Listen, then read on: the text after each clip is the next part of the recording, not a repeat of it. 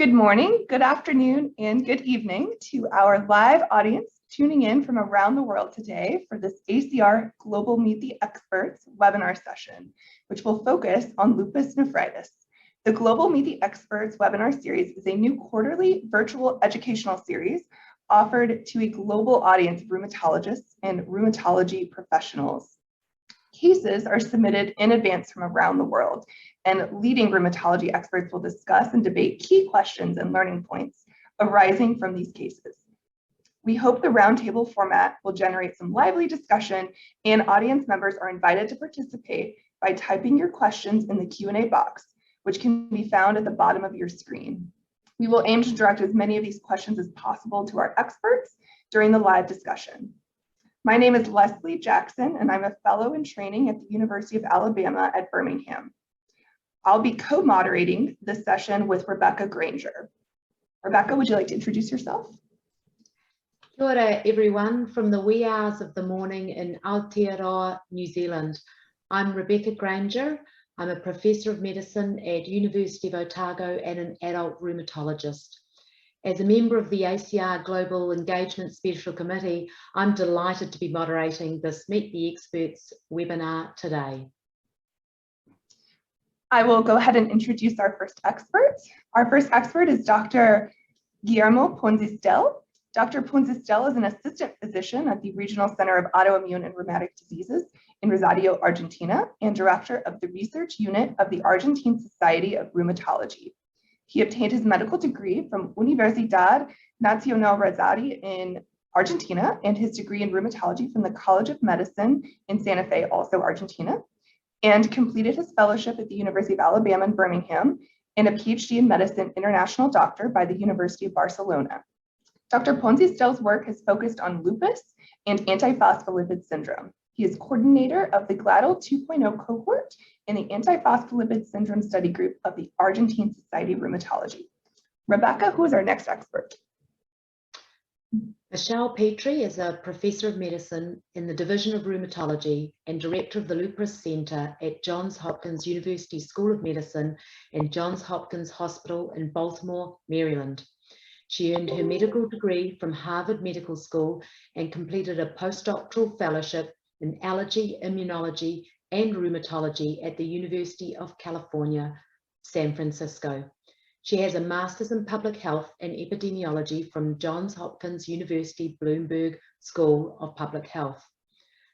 Professor Petrie's research focuses on several aspects of systemic lupus erythematosus, including atherosclerosis, antiphospholipid syndrome, lupus nephritis, and pregnancy. Professor Petrie has run the Hopkins Lupus cohort for 37 years.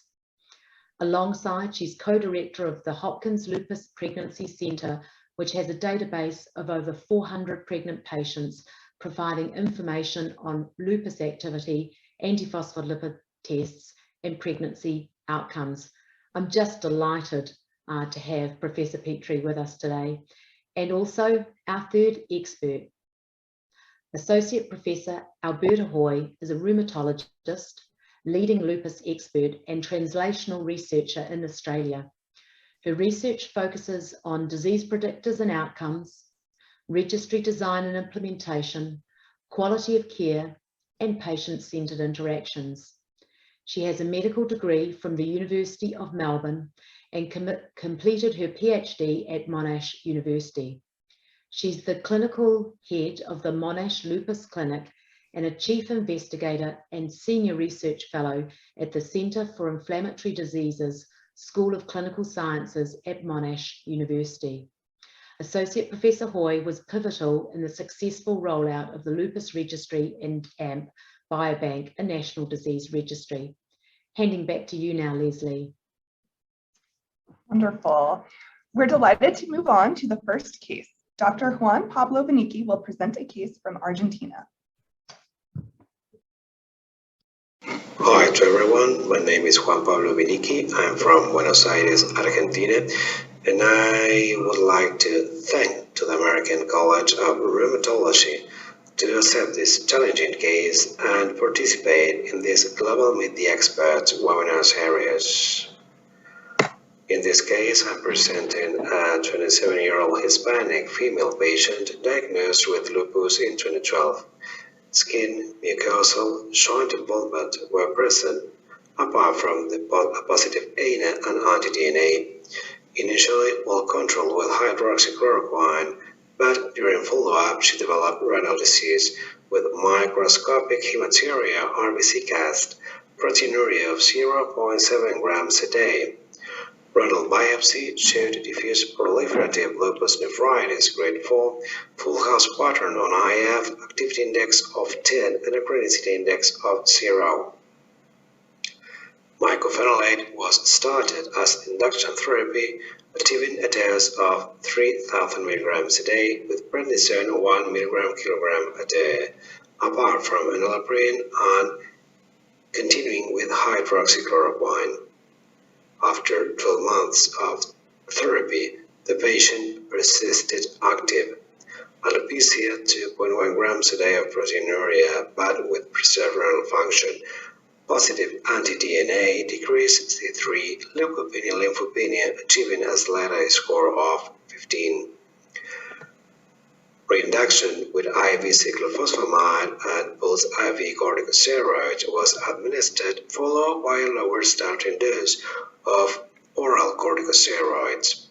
After 9 months of therapy, the patient persisted active. Alopecia, molar rash, oral ulcers, arthritis, microscopic hematuria, RBC cast, 2.6 grams a day of proteinuria, but with preserved renal function, a positive anti-DNA, decreased C3, leukopenia-lymphopenia with a SLEDAI score of 23. A second renal biopsy was performed with an activity index of 4, down from 10, and a chronicity index of 4, up from 0. Rituximab plus mycophenolate and IV methylprednisolone 400 mg in 3 separate infusions was initiated, followed by prednisone 0.5 mg/kg a day. Rituximab was administered in 4 cycles over a 2-year period. Quarterly 6-month infusions delayed by infectious events, including 2 bacterial pneumonia responsive to oral antibiotics. Immunoglobulin levels remained stable after rituximab. IV belimumab 600 mg every month plus mycophenolate continued after rituximab. As you can see in this figure, proteinuria decreased more than 50% after 1 year follow-up. Microscopic hematuria resolved. Normalization of white blood cells, lymphocytes, and complement was observed, achieving a SLEDAI score of 4. Nowadays, proteinuria is 0.7 grams a day. Corticosteroid discontinuation was possible. To date, no complications with MMF plus BLM therapy scheme has been observed. Question for the experts. In refractory lupus nephritis and persistently active disease, the V-cell depletion period shouldn't be greater than 2 IV rituximab infusions? Second, despite of the perceived value of rituximab for the treatment of lupus nephritis and the published data, shouldn't we re-evaluate rituximab in partnership with belimumab? Thank you very much for your attention.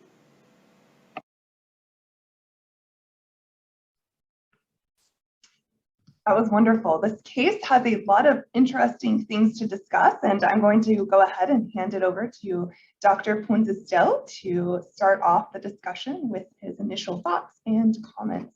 Dr. Punzistel? Thank you very much, Leslie, and thanks to all the audience for being here.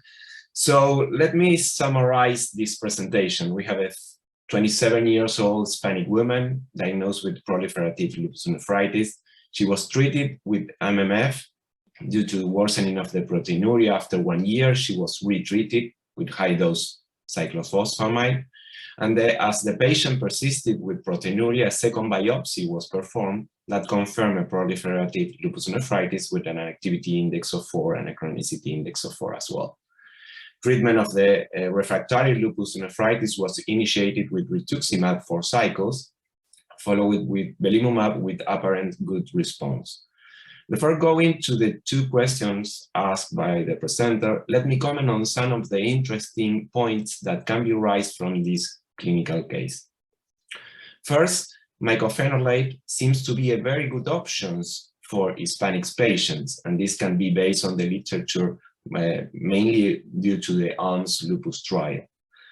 About the cyclophosphamide using NIH or Eurolupus dose regimen is an excellent choice, especially in undeveloped countries due to guarantee of the adherence and also because it's a cheap medication, cheaper than mycophenolate that is highly costed in some Latin American and undeveloped countries. This is why in the GLADEL guidelines, as well in other guidelines, it has been the first line of treatment for lupus nephritis. Also, no adherence is frequently a cause of persistent resistance to therapy. And finally, going to the point of rituximab may be used in this type of refractory cases.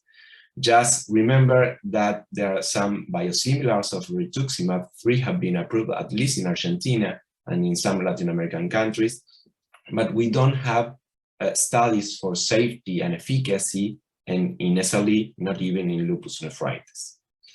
So just now going to the first question, that is if refractory lupus nephritis persistently active with B cells depletion shouldn't be guaranteed than 2 IV rituximab infusions. No randomized clinical trials have answered this question. And up to date, most of the randomized clinical trials have used rituximab just in short period of time for lupus nephritis. So we need to be cautious using long-standing rituximab as it may be of great risk for infection. This is why we need data from real-world data studies of how we have to use this medication. As for the second question, the role of combination therapy using rituximab plus belimumab in lupus nephritis, up to date there have been 3 clinical trials that have tried to answer this. The first one, the BLISS-BELIEVE trial, a phase 3 double-blind controlled placebo with almost 300 patients that evaluated patients but with no severe lupus nephritis. The CALIBRATE study, a phase 2 multi-center randomized controlled trial, open label, that evaluated patients with lupus nephritis, and the BEAT Lupus, there is also a phase 2 randomized double-blind study for 52 patients with refractory lupus. And what we have learned from these studies, from the BLISS-BELIEVE, that adding cycles of rituximab plus belimumab did not improve disease control and remission in this study.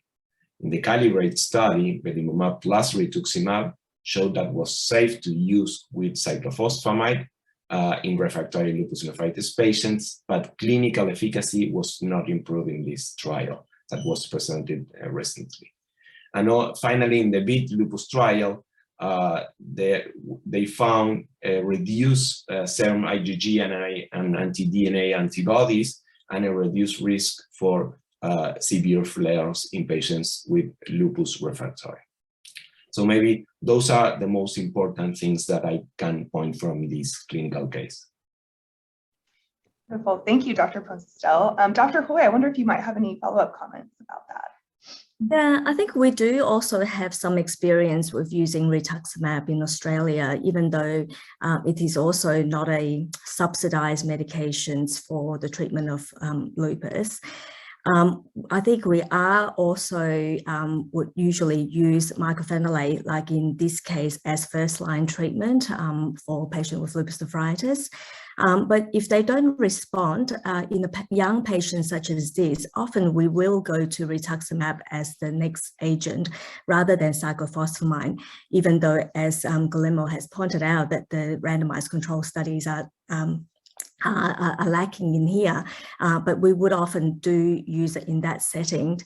With regard to the question of repeat dosing of the rituximab, and this is really interesting, and also I guess we are at the era where now we have the BLISS-LN study of the efficacy of belimumab, but prior to this, we did have the opportunity to use repeat dosing of rituximab in our Australian patients. There are really limited data available for lupus, but I think we do draw our experience from some observational cohort, as well as some other conditions like in ANCA vasculitis, rheumatoid arthritis, etc., that we learn how to use repeat dosing of rituximab in that sort of setting.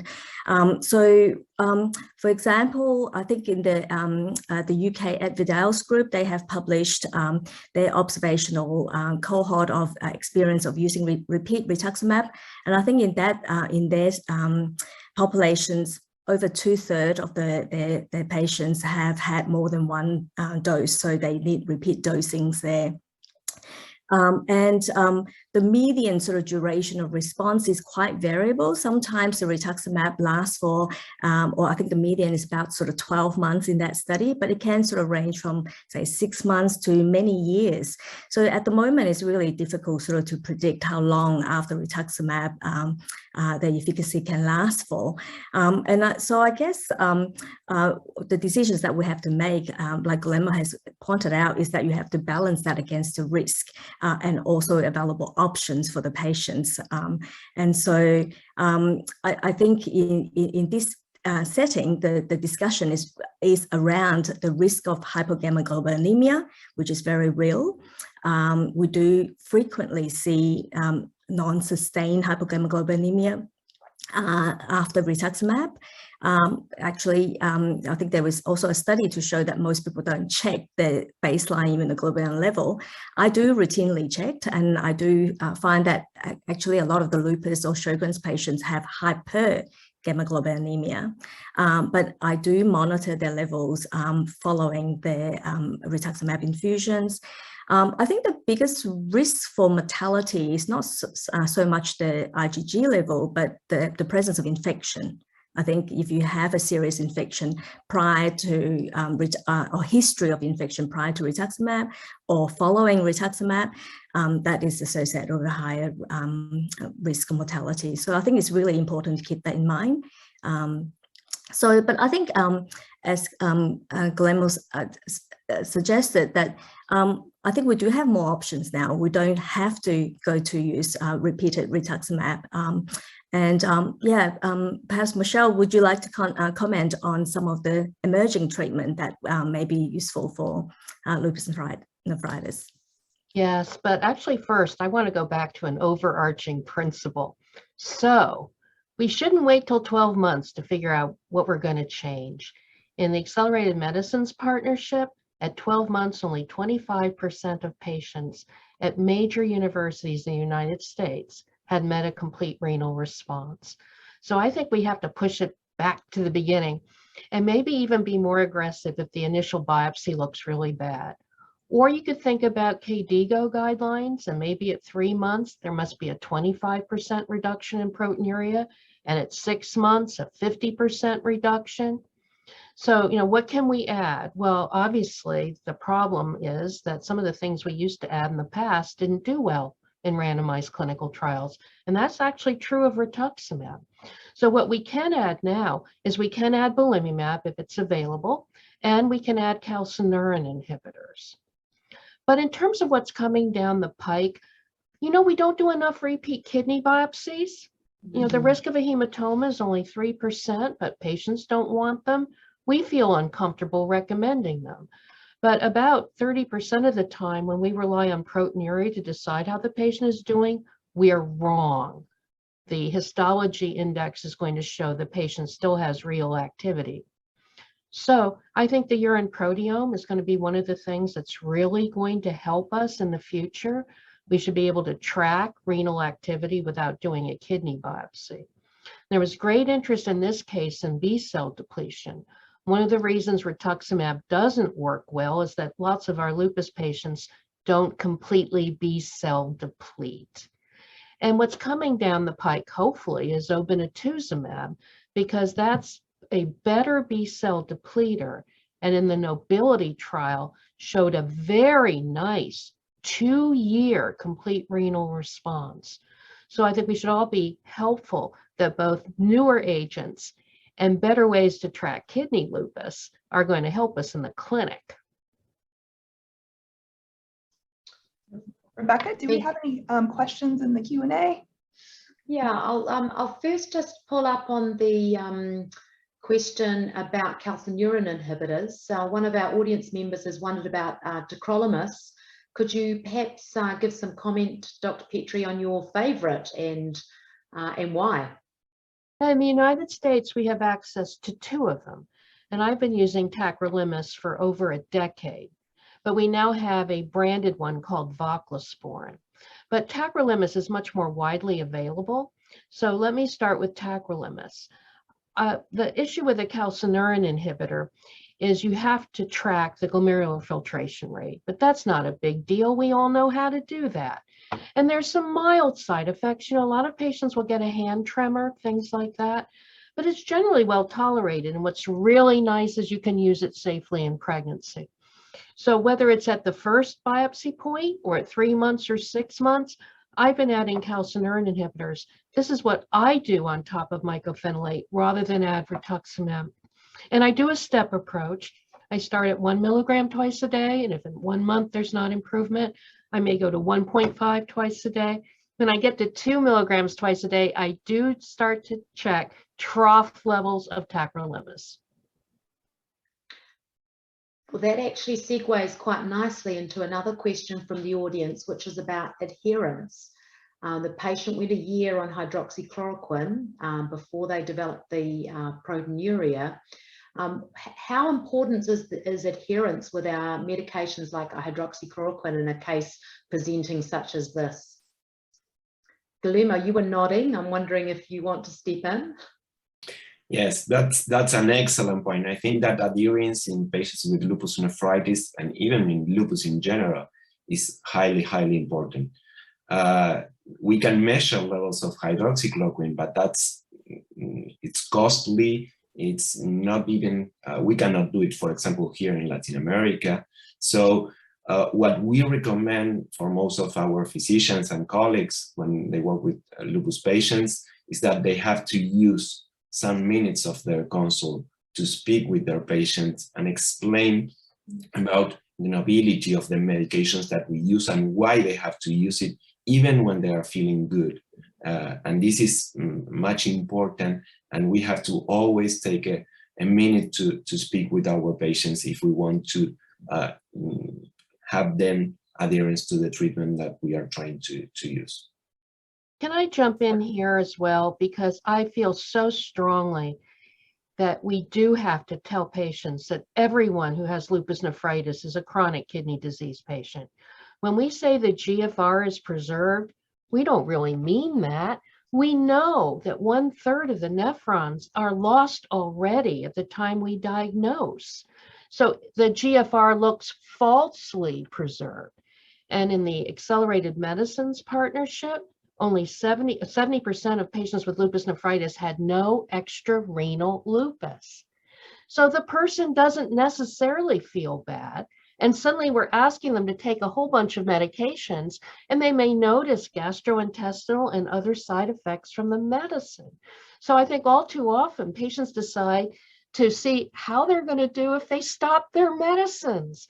So if we don't discuss that they're going to progress without medication very seriously at the beginning, many of our patients are going to relapse. Very good points, and very important points for us to recognize and think about in our discussions with these patients. One additional question, this patient was induced first with mycophenolate and then later re-induced with cyclophosphamide, and we talked a lot today about dosing. But I wonder if you might comment on if there's any patient groups for whom these choices of induction are important, if you would start with one over the other in certain patient populations. Perhaps I can go in that. I think I think access to the different induction therapies is a main driver here. That I think the efficacy for mycophenolate or cyclophosphamide is seen as equivalent in many studies, but one is a oral medications readily available in my part of the world in Australia. Whereas cyclophosphamide is given as an infusion, usually in a monthly setting, and may be reasonable for patients who have tolerance issues to mycophenolate or in some situation adherence issues as well. So I find that most of the time, the majority of the patients would go on mycophenolate as their first induction regime. But then we do sometimes use cyclophosphamide as an alternative. I think there are other alternatives that has mentioned, like tacrolimus or rituximab, but they are second or third line agents. And I would urge looking at the patient's history. So if they responded to mycophenolate as the first induction, and then, you know, either the dose went too low or they became non-adherent, I would reinduce with what had worked before. But if it never worked, then of course we need to change to something else. Just got one final question. There's been a lot of interest in the questions around the calcineurin inhibitors. Professor Petrie, could you just comment about where people can find appropriate trough levels? Are there any particular publications or organizations, or where should people go if they're wanting more information about dosing and trough levels? You know, our problem is that there were tacrolimus randomized clinical trials for lupus nephritis. And they tended to be done in one country, so they may not necessarily generalize to everyone. But the idea of following trough levels came from the transplant field. So most of us will work with transplant doctors who can educate us on trough levels and what the values are at your hospital or your reference laboratory. So the trough level is to make sure the patient doesn't get into a toxic range. A toxic range might actually harm the GFR. So if you see the GFR is going down, that's when you have to say, oh gosh, let me, figure this out. Is it the lupus chronicity causing the GFR to go down? Is it the tacrolimus? Is it too much ACE inhibitor or ARB? So there's a differential here. And it's nice to have a nephrology friend because, we're rheumatologists. We may miss something that they know about.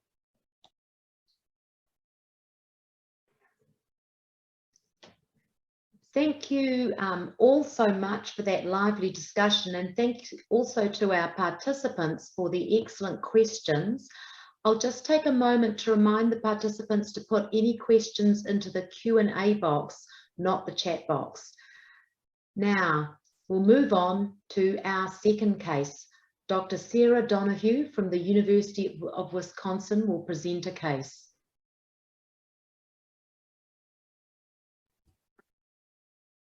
Hello, my name is Dr. Sarah Donoghue, and I'm a first-year rheumatology fellow at the University of Wisconsin. I'm going to be presenting a fascinating case today on behalf of my team. The title of my talk is The Triphasic, 1 patient, 3 takes. Take 1, we have a 28-year-old white pregnant woman who presents with a chief complaint of elevated blood pressure, shortness of breath, edema, and headache. Her past medical history is notable for lupus and lupus nephritis. Pre-pregnancy medications included mycophenolate, hydroxychloroquine, lisinopril, and nifedipine. Pre-pregnancy labs were notable for hypocomplementemia and elevated double-stranded DNA. Pregnancy medications included azathioprine, continued hydroxychloroquine, reduced-dose nifedipine, and high-dose aspirin. Obstetric history: in her second trimester, we start to note an elevation in blood pressure, a precipitous drop in her platelet count to 57,000.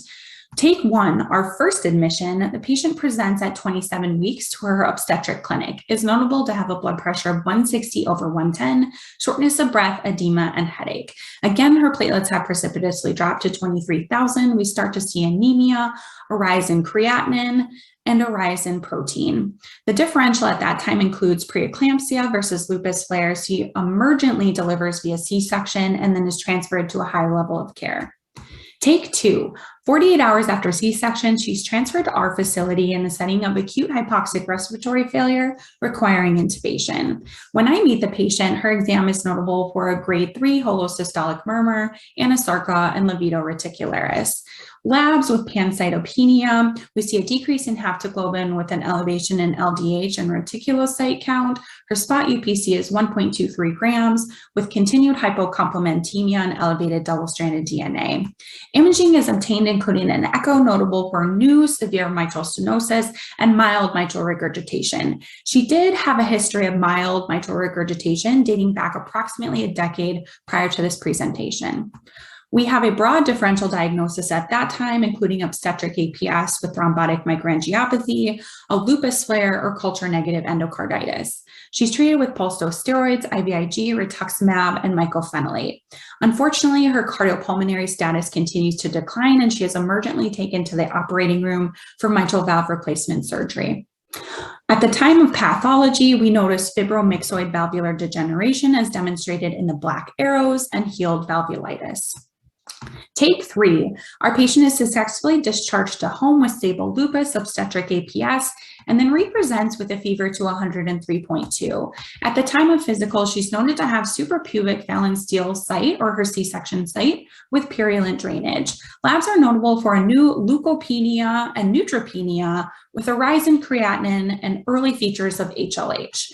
Imaging, including CT abdomen pelvis, has some inflammatory changes of the anterior abdominal wall. Her diagnosis at that time is neutropenic fever with surgical site infection and early HLH features. She's treated with 2 doses of G-CSF by our colleagues in hematology and initiated on broad spectrum antibiotics. She responds and her labs improve. Post-discharge, we see her in our lupus nephritis clinic, and she has developed 3+ lower extremity pitting edema. We see that her spot UPC is above 8 grams, a new anemia, and a decrease in her haptoglobin, consistent with the lupus flare post-G-CSF use. As you can see, there were many diagnostic and therapeutic dilemmas in this case. And the first was really that trifecta of pregnancy of preeclampsia, lupus flare, and obstetric APS. The second was in regards to her mitral valve and whether or not the mitral valve itself in the pathology was lupus-related valvulitis, APS-related Lemon-Sachs endocarditis, and then this initial concern for culture-negative endocarditis. And finally, with readmission for severe neutropenic fever and surgical site infection, we really debated the use of G-CSF in combination with antibiotics versus antibiotics alone. And I have a few questions for the experts. In retrospect, do you feel that her acute kidney injury was really due to preeclampsia, that lupus flare, or TMA in the setting of newly diagnosed obstetric APS? And how would you have guided treatment decision-making during that initial hospitalization, or take 1? With regards to her mild mitral regurgitation and progression in pregnancy, do you feel that her initial cardiac findings could have been underdiagnosed Lemon-Sachs endocarditis, and should an echo have been considered earlier in pregnancy? And would you have treated her differently? And finally, in the setting of neutropenic fever and surgical site infection, would you have used G-CSF? And can you comment on if G-CSF is a viable option in lupus, particularly in sepsis with severe leukopenia and those early HLH features? If appropriate for use, what parameters should one use? And if not appropriate for use, what other treatments could be considered? Thank you, and I look forward to your answers. Hello, my name is Dr.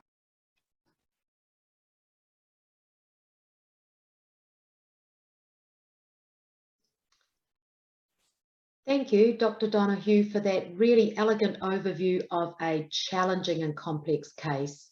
There are so many discussion and learning points in this one. I'm going to hand over to Dr. Petrie. Start us out, please. So I'm going to go back to some guiding principles. I'm going to make 5 points, only one of which will address one of your questions. And I'm just going to start out by saying, no one knows the answers to most of your questions because this was a disaster, wasn't it? So let's start first with triple positive. What are we going to do with lupus patients who have anti-phospholipid antibodies? And it turns out in lupus, that triple positive idea doesn't translate well. And for example, for thrombosis, it's the lupus anticoagulant that explains nearly all the risk in people with lupus. And in pregnancy, the PROMISE study, which included not just lupus, but primary APL or primary APS, also found only the lupus anticoagulant explains the risk of adverse pregnancy outcomes. Things like anti-beta 2 don't add to the risk at all. So even if you had told me she just had the lupus anticoagulant, I would have been concerned about her. And when not pregnant, I would want her on prophylactic therapy to reduce later thrombosis. And of course, hydroxychloroquine is my favorite there. But I know hydroxychloroquine only reduces the risk of thrombosis by 50%. So you need to have something else. And maybe your something else will be vitamin D or a baby aspirin. In an older person, maybe it'll be a statin. But what about for pregnancy? Now, here I'm going to say something that may sound controversial, but in our cohort, having the lupus anticoagulant in the first trimester meant a significant risk of an adverse pregnancy outcome in that first pregnancy. So I'm willing to treat prophylactically in the first pregnancy. I don't feel we have to wait for there to be a disaster and then treat the second pregnancy. Now, what should the prophylactic treatment be? Well, you know that there are randomized clinical trials that aren't lupus trials, but they're obstetric APS trials that show it should be low molecular weight heparin and low dose aspirin.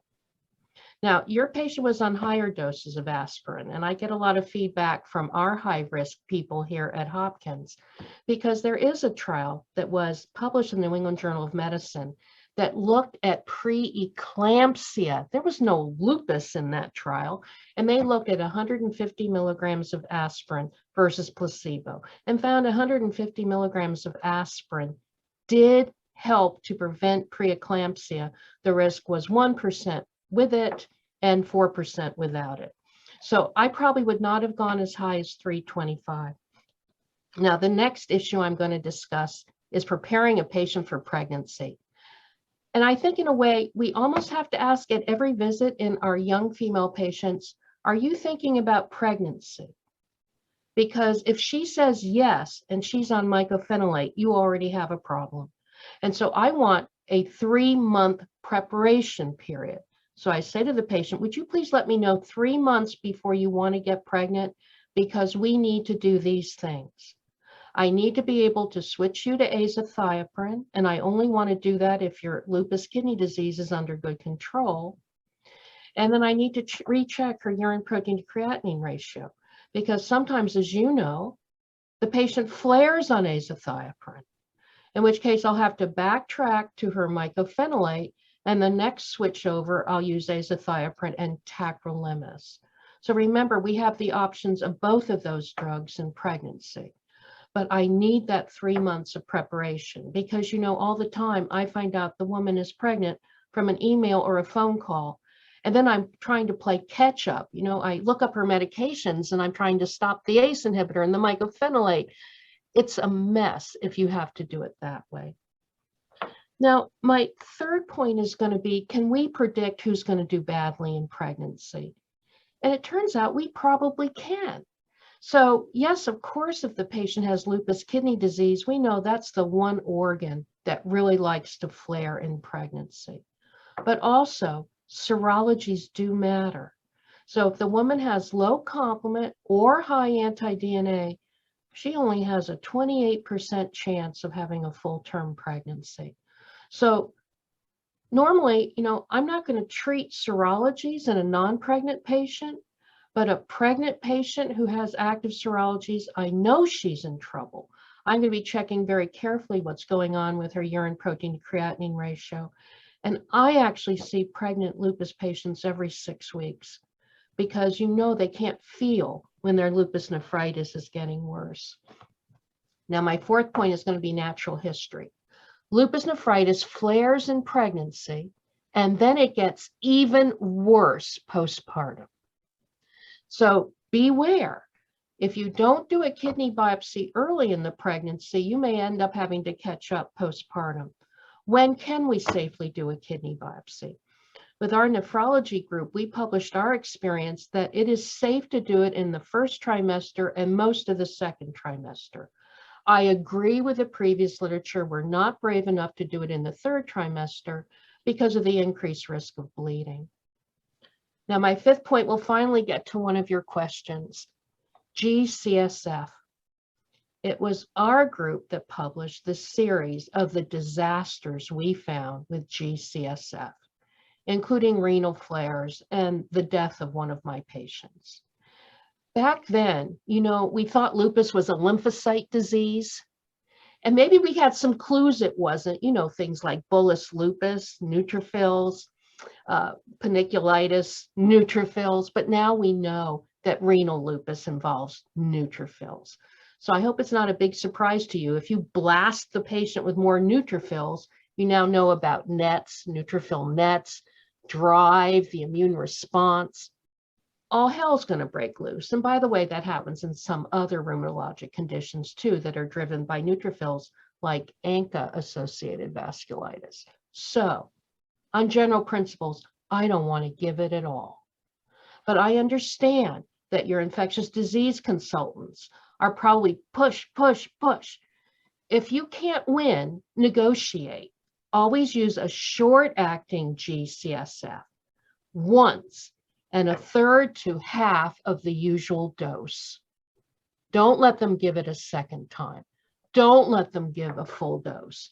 And expect that in that situation, you're going to be dealing with more active lupus. Now, my co-panelists are going to tackle some of the other questions. And I think Dr. Hoy is next with preeclampsia.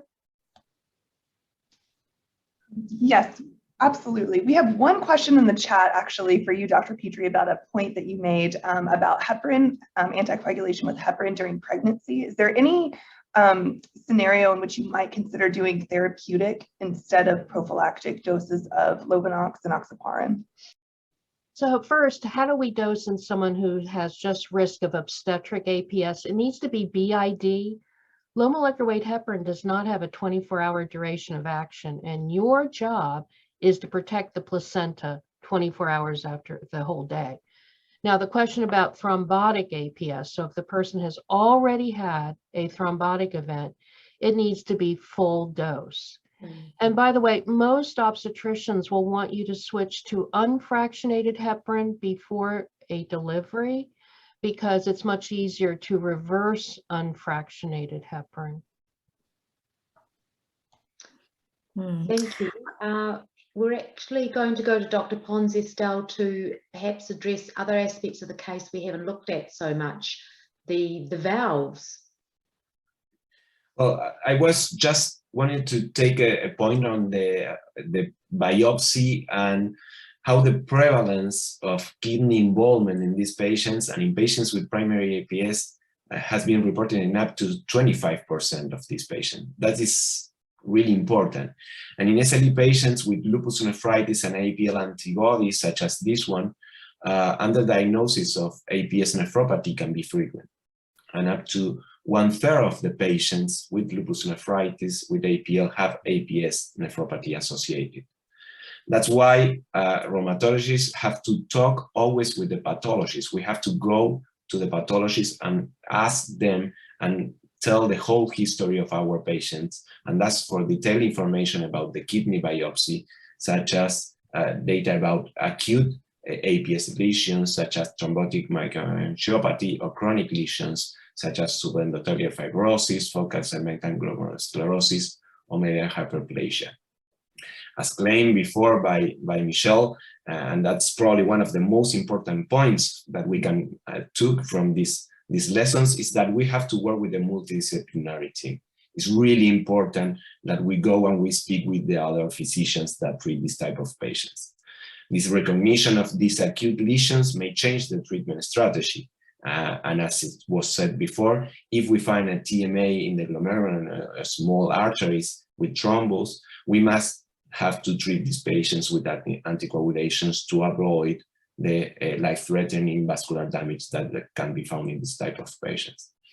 Medications such as corticosteroid or plasmapheresis may not be a good option in some patients with this type of co-manifestations of APS and lupus nephritis. And with this, I think I give now the chance to Alberta that she wanted to speak about pregnancy. Thank you. I absolutely concur with Michelle's 5 key points, and in particularly about the planning issues that we do spend a lot of time talking about. How to get the patients through a successful pregnancy, and this regular monitoring is absolutely critical. Some of the clinical assessments that we do during in this pre-pregnancy phase and during pregnancy phase can really give us a lot of insights about the directions that where the patient is heading. And if I can try to tackle this question about how to best evaluate lupus flare versus preeclampsia, that a lot of it comes from the clinician who knows the patients and knows the patient's baseline, and looking out for new symptoms and abnormal lab and working out when they occur. There are some conventional sort of teaching about ways to differentiate lupus flare versus preeclampsia. For example, the onset of these new symptoms or abnormal lab, if it occurs sort of early before the 20-week gestation mark, is more suggestive of a lupus activity rather than preeclampsia. It's very, very rare for preeclampsia to occur quite that early, possible, but rare. So on balance, you would favor that as a lupus activity. And then there are a number of conventional lupus parameters that we do track. So anti-double stranded DNA titer, complement level, and as Michelle mentioned, they are, this seropositive group are already at risk, but their level may change through their pregnancy period. And if we observe changes that may suggest increased disease activity, then as the treating clinician, we should act. I think I saw a question on the Q&A there also about serum urate, and that's been sort of discussed, and I don't think it was mentioned in the case, but serum urate has been used as a marker that can suggest associated preeclampsia, as well as things like urinary calcium excretion. Now, both of these markers are not done routinely. Their sensitivity is not great, sort of 60–70%, but they are quite specific when you see that and when you can track it. And so from my point of view, I do use it to add as part of the entire piece of information when I'm trying to work out whether patients in front of me is having a lupus flare and or preeclampsia. I think it's really important that once we identify that there is lupus disease activity, prompt action is required to bring the disease activity under control, because the health of the mother and the baby is really intricately linked, and lupus activity actually accelerate preeclampsia, so the two go hand in hand. So I think recognitions that once you see disease activity, we should be planning about adjusting the therapy and liaising with the obstetric team about the intensity of fetal monitoring and the timing of the delivery there.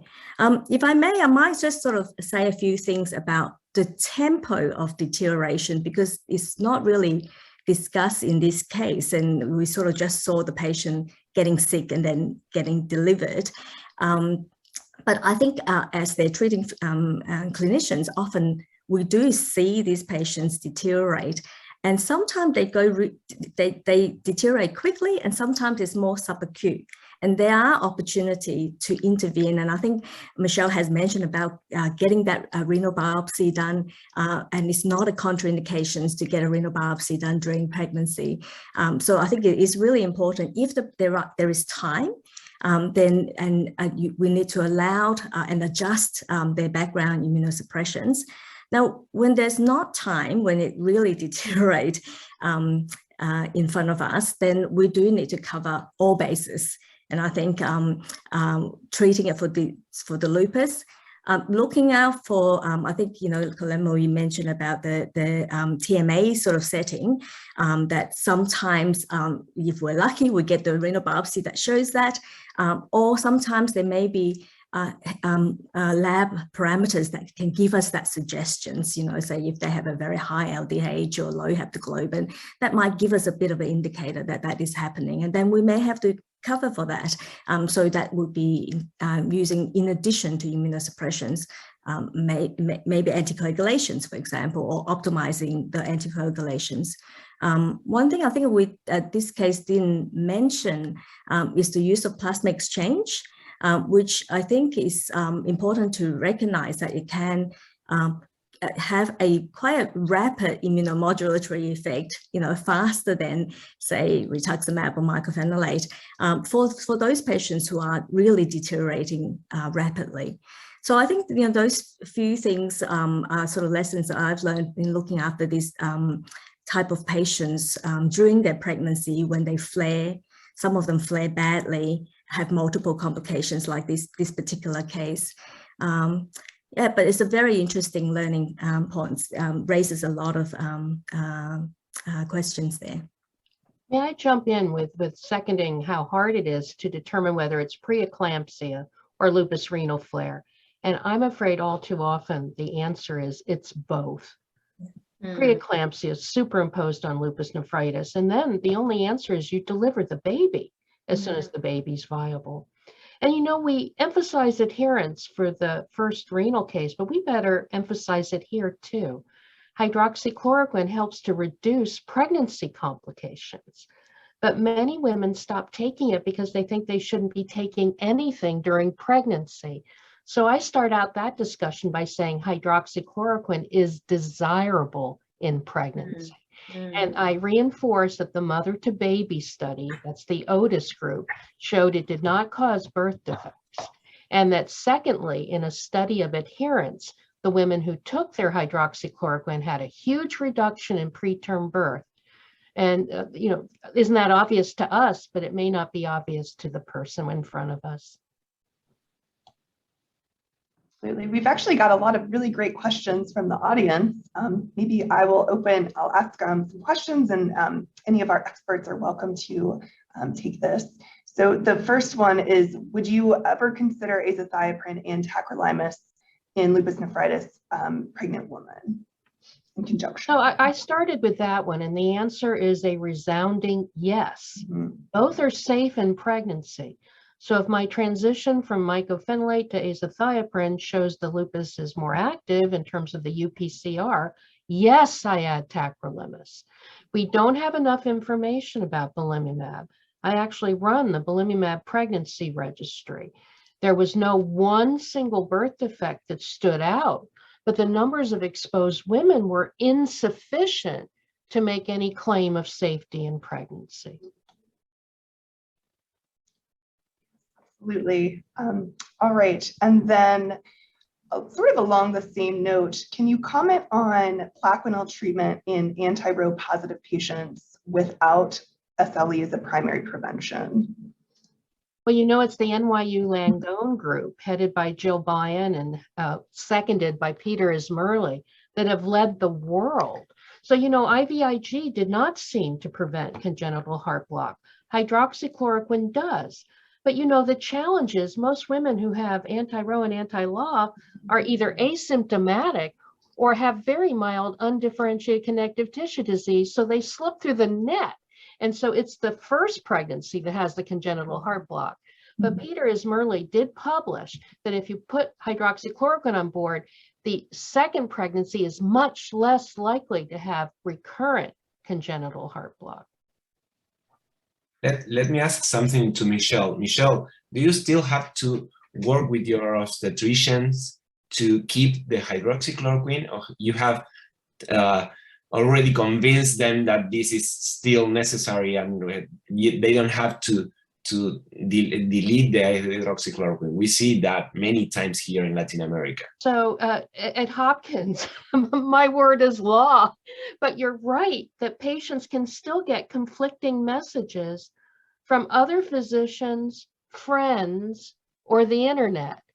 You know, the internet is not our friend in rheumatology. It's sort of the breeding ground of unproven remedies. In Australia, we have the same issue as well, that we need to educate some of the obstetricians that the safety of hydroxychloroquine, and we still have the pregnancy classification system that is a bit outdated. It ranks on the availability of data rather than observe harm.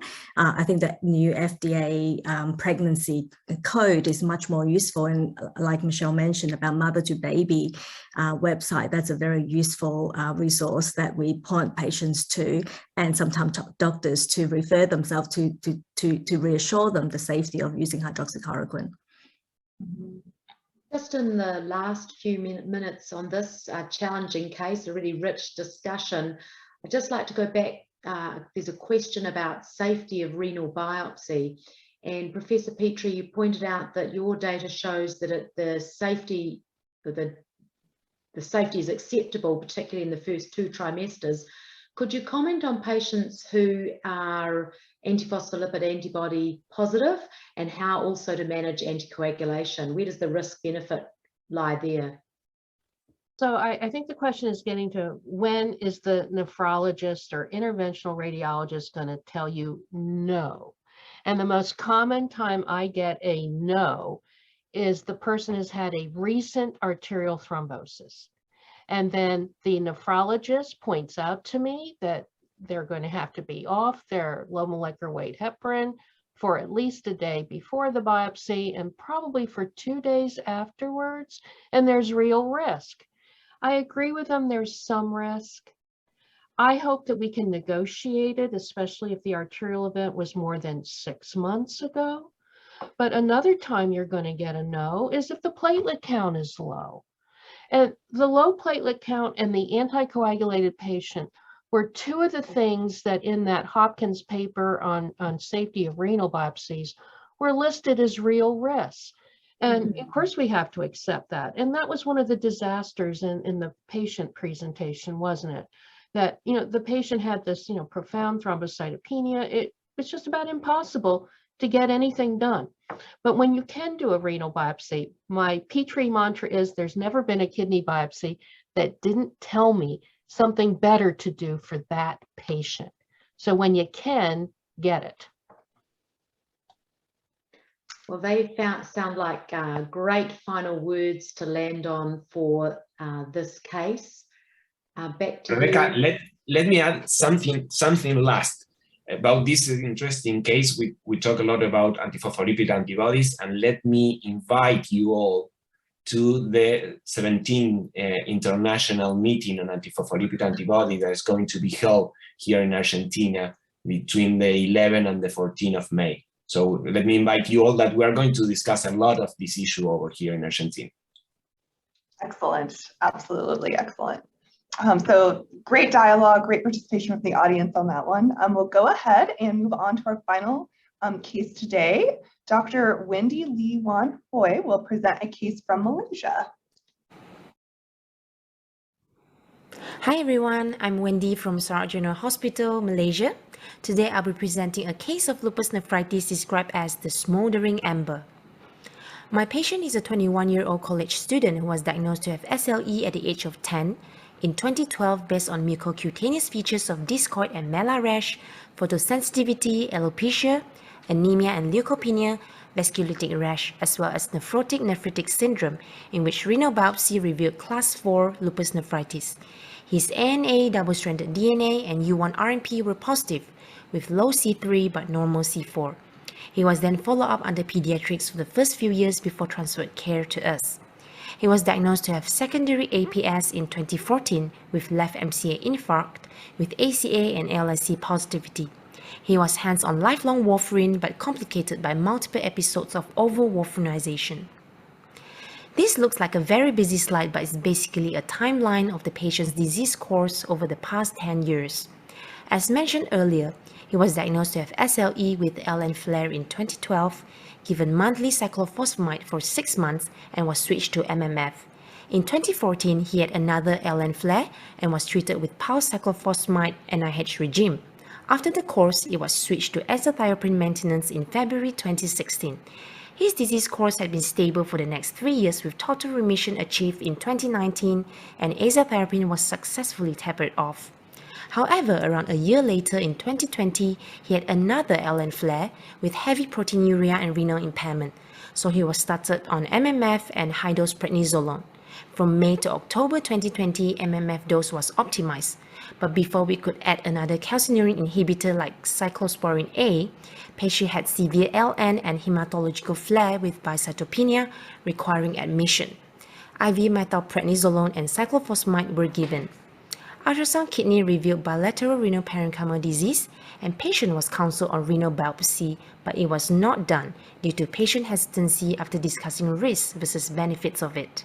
From that point onward until end of last year, patient was admitted 4 times for the same problem. Due to non-compliance to oral medications, we have decided to treat the patient with another course of pulse cyclophosphamide. Throughout that period, 12 pulses were administered, but patient only achieved partial remission with urine PCR of 460 mg per millimole from 784. He was started on MMF as maintenance after that. He also had stage 2 COVID-19 infection in September 2021. Last week, he was being admitted for severe LN flare with acute kidney injury and metabolic acidosis requiring hemodialysis and ventilation. He was positive for COVID-19 again this time. He was given methylprednisolone and IVIG in view of severe flare with concurrent infection. This is an overview of the immunosuppressions given to the patient before. For the past 10 years, the patient's total cumulative cyclophosphamide dose is 18.6 grams. Since 2020, his journey has become a bumpy one with recurrent flares. He could not achieve remission despite on MMF or cyclophosphamide. In summary, our patient has juvenile onset SLE with lupus nephritis class 4 and APS with LN remission initially, but since 2020, he had recurrent LN flares despite on treatment. One of the possible causes is non-compliance to medications. Besides, there might be a component of chronicity in his renal impairment which could explain the persistent proteinuria and raised creatinine despite on treatment. Renal biopsy should be performed for us to better understand the activity and chronicity index of the LN progression and to rule out other diagnoses such as renal infarction due to thrombosis. Since patient is on warfarin, the risk of bleeding and risk of thrombosis during bridging need to be discussed. Unfortunately, renal biopsy was not done during flares due to mainly patient hesitancy. For treatment optimization, newer treatments such as belimumab, rituximab, or voclosporin are not readily available in our hospital, and patient could not afford them too due to high cost. Patient was infected with COVID-19 twice within the past 6 months, and there was reluctance of patient to receive COVID-19 booster vaccine.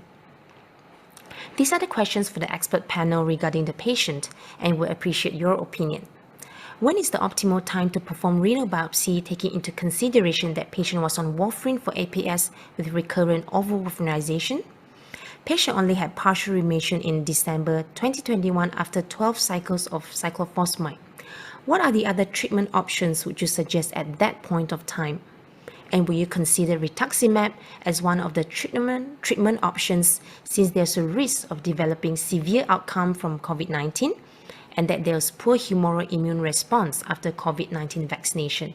What is your opinion about this? With this, thank you for listening, and I'll hand over the time to the chairperson.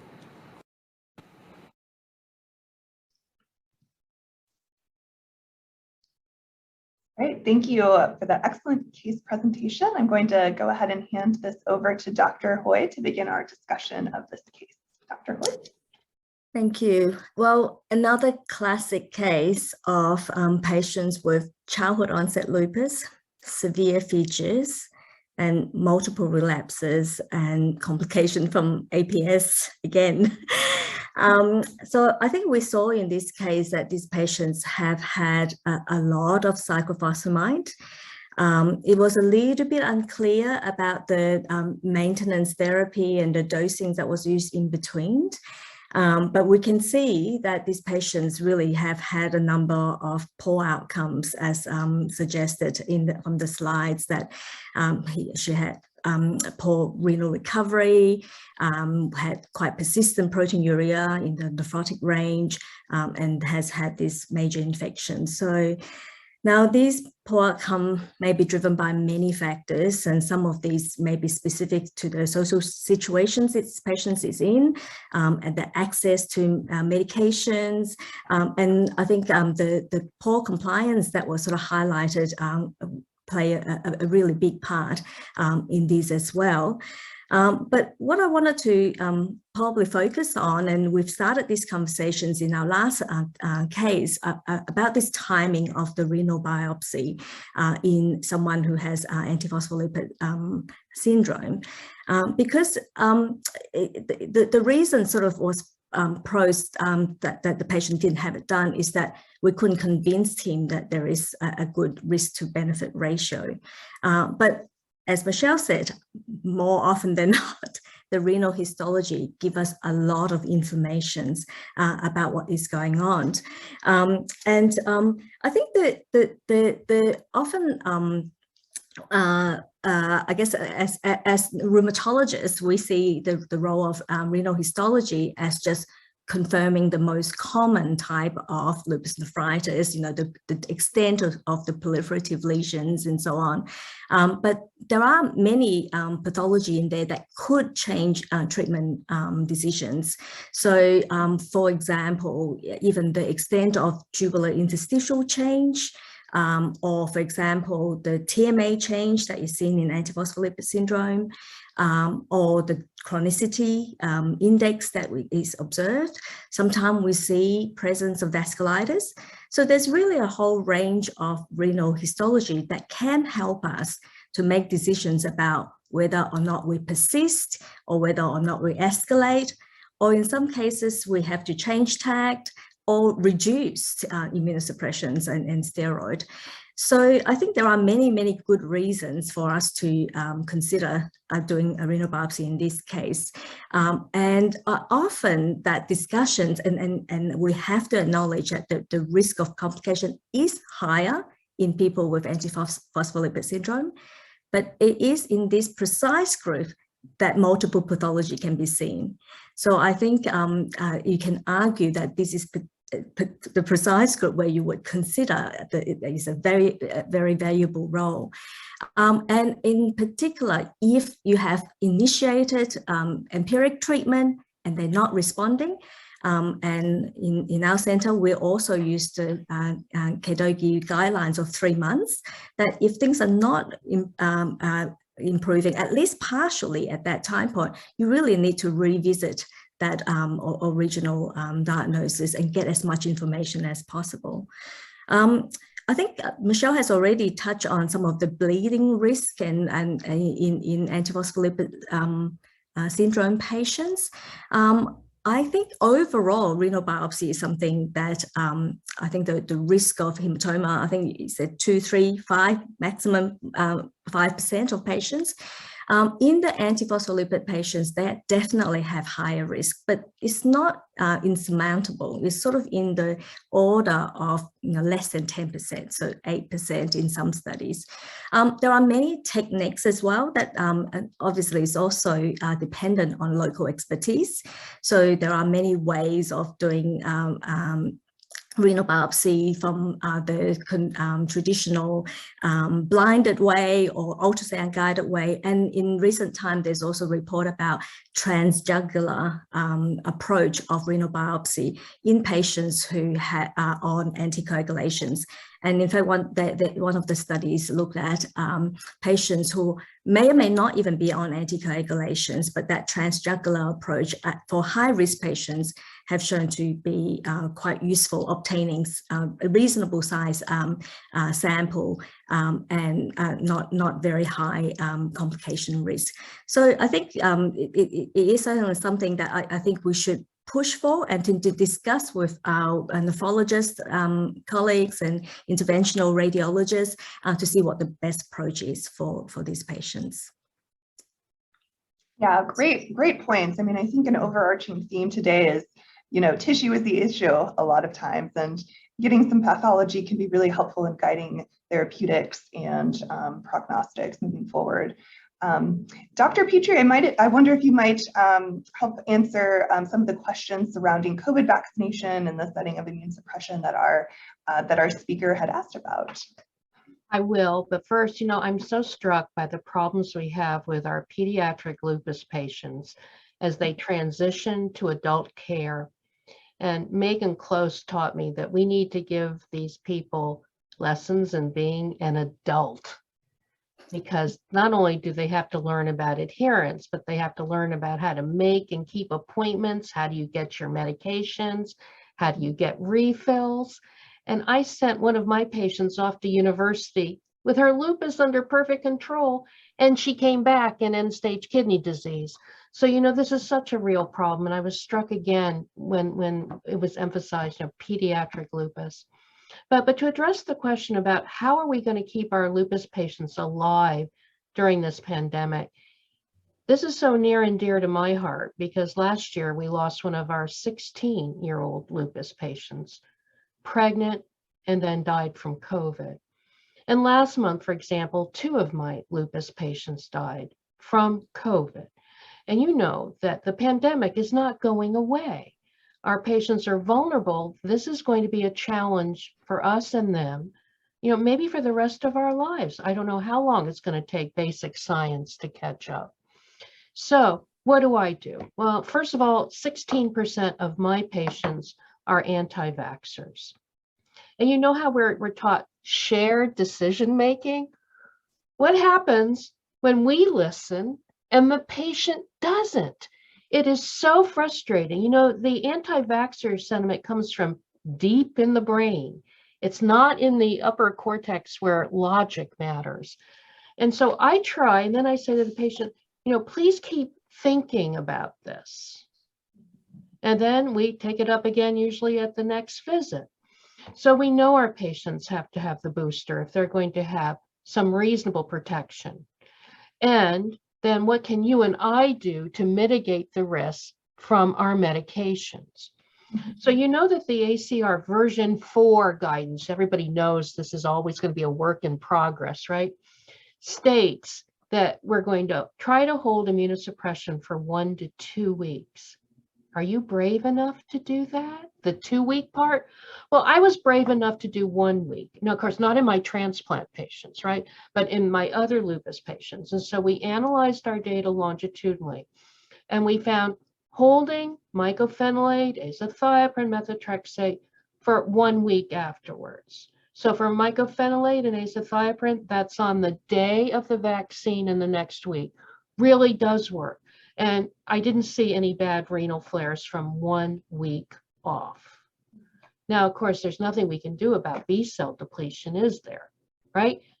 So I've tried for the last 2 years not to give rituximab if there was any viable alternative, such as, for example, intravenous immunoglobulin for really bad hematologic lupus. For the patients who had to have it, well, then I try to time the vaccine for just when the B cells are starting to replete. Because if they have no measurable B cells, we know no response. And I know it's in the literature that there's a T cell response when you give rituximab. Well, that must not matter very much, because rituximab is one of the highest risk things we do in rheumatology in terms of risk of COVID. Now, against all guidance, I believe in vaccine IgG titers. That's how we do it in immunology in our immunodeficient patients to see if their pneumococcal vaccine has worked. Why shouldn't we be doing it for COVID vaccine response? So if you have access to getting anti-spike IgG, I do want to know, because I have so many patients who listen to me and obeyed the rules and they have no IgG. Those are patients who need another vaccine. Now in the US, our CDC guidance now allows a 4th shot I know it's really confusing, guys, but it's 3 months after the third one, and expect that will change, right? You know, that's the problem. So I do think that you, in your patients who are not making any response, you just keep vaccinating. Yes, very excellent work, excellent learning points. Dr. Ponce-Estelle, I wonder if you might add any additional comments? Well, one of the most interesting things about this case, and it has been spoken before about how we should treat with the same drug when we have efficacy in treating lupus nephritis, is that in this case, the authors presented a patient that was inducted with cyclophosphamide in 2012, 14, and 2020, and mycophenolate in 2020 and in 20 again. So one thing they ask about this patient is what other options do we have in this type of patients? And given that this patient comes from Malaysia, probably one of the best combination therapy, as has been said before, it may be the use of a multi-target regimen. In a very large Chinese cohort with more than 360 patients, they found a complete renal remission of almost 46% compared to 26% after 24 weeks in patients treated with cyclophosphamide. So that may be an excellent choice in these patients. Voclosporin has been said before by Michelle. It gives an extra 18% complete renal remission when compared to mycophenolate alone. But we know because of access, it may not be the case in these patients. And it had been discussed that the nobility trial with obinutuzumab may be also a great combination. Just going to what was said before, it's very interesting when we are performing the kidney biopsy to patients with antiphospholipid antibodies. I don't know if Alberta or Michelle have any experience, but I know that there's a paper by David Da Cruz where he said that in patients with antiphospholipid antibodies, the presence of an lupus anticoagulant is of high risk of bleeding in this type of patients. I don't know if you have the chance to see this or to measure in your cohorts. In pediatric patients, there can actually be antiphospholipid antibodies directed against prothrombin. And that's the one group that can bleed because they end up with a hypoprothrombinemic state. And unfortunately, we have to actually fix that by giving prednisone. And then what happens when you fix it is then they become prothrombotic. So it's one of these, pediatric rheumatology issues that most adult rheumatologists don't get to see. But in my other lupus anticoagulant patients, I don't see risk of excessive bleeding unless they are anticoagulated. I think from the study that you mentioned, Guillermo, what was interesting is that I think the bleeding risk was the same whether or not they were anticoagulated. They can have just antiphospholipid antibodies, and they still have that 10% risk. So we don't see a lot of complications from our center. Maybe I just don't hear about them, but I think I was also struck by one of the papers that I was reading on the transjugular approach of renal biopsy. And they look at collectively their 10 years of experience, and some of their patients with the antiphospholipid syndrome or antibodies alone, and they're on a variety of either nothing or aspirin or warfarin switching to heparin or warfarin switching to clexane. So there's all variations in there. And they didn't really see any dramatically increased risk in people who are more anticoagulated, so to speak. They saw similar sort of risk.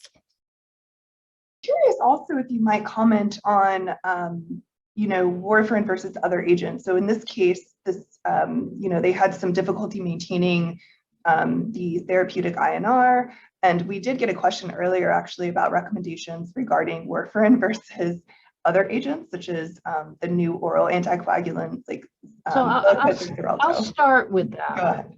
If someone can't maintain a therapeutic INR on warfarin, I would then go to daily low molecular weight heparin. Yes, in a young woman, you'll probably want to monitor the bone mineral density, but it works just as well as warfarin. I don't want to switch to DOACs because there are now 3 randomized clinical trials, all reaching the same conclusion, not limited just to triple positive patients, but several of the trials enroll just lupus anticoagulant as well, that on the DOACs, there can be breakthrough with arterial events, even in patients who started on anticoagulation because of a venous thrombotic event.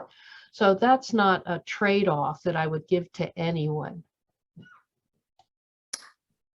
I agree with that. And I think sometimes patients, especially those with lupus anticoagulant, I find that they may have a difficulty of attaining a steady INR. And sometimes they do run into problem with INR that is wildly fluctuating and very difficult to maintain. And we do also use low molecular weight heparin for those patients. I will jump lastly on this point that on the international meeting on antiphospholipid antibodies, we're going to have a controversy session, especially discussing when we can use the DOACs. Is there any scope for use DOACs in this type of patients? And I again invite you all to come to Argentina. Just in the last few minutes, I'd like to skip back to a question posed by the audience in respect to this case. This patient had lupus nephritis from a young age, and it was relatively recalcitrant. And the audience members noticed that the azathioprine was stopped after about 7 years of quite difficult to treat lupus nephritis. And could the panelists comment on maintenance treatment with things like azathioprine, for example, in this case? So let's broaden it to maintenance treatment, period. The nephrologists want us to stop using induction and maintenance anyway, because there's no 6 months induction, right? You're going to keep treating with sort of maximum doses until you get the best response. And then the idea is maybe you'll taper a little as long as you maintain that response. I know the EULAR criteria say that on average, you're going to treat for 3 to 5 years. I've always wanted to invite them to Baltimore because I have so many patients who've been on mycophenolate for 10 years or longer, because every time I try to taper the dose, the lupus nephritis recrudesces. I really love the way Professor Anders, a nephrologist in Europe, addresses this, that our big problem in lupus nephritis are the renal flares. And every time a patient has a renal flare, they're going to permanently lose more nephrons. So our job is to prevent renal flares. We can do that in 2 ways: close monitoring of the urine protein to creatinine ratio, maintaining an effective drug regimen, and secondly, adherence, adherence, adherence.